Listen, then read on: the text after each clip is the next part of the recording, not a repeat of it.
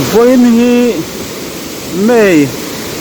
นี่สมนิปริยัตกลุ่มสาวนี่สมนิปนิอินรินนี่นี่อ่ะเฮ้ยถุยเหี่ยวอันนี้ปูอันนี้เดี๋ยวตัวถุยโปะอัตมังแรงครบไหมไหนก็ล็อกยังไง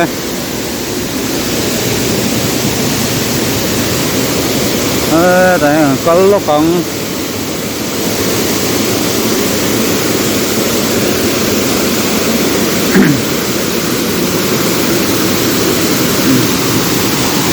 cái thế này à rồi sủi mày ạ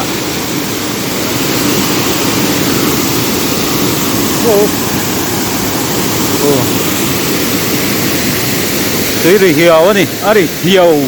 mấy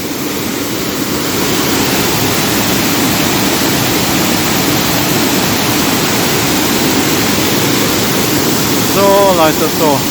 tình dung có mà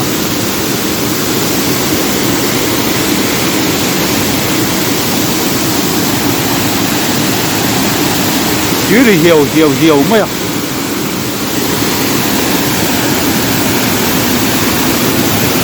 đâu thế lắm áp buộc chung ngoài hết cần lùi tay kìa đây chung ngoài cần lùi sao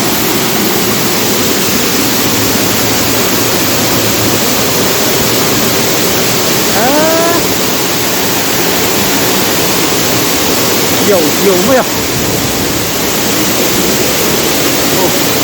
từ mấy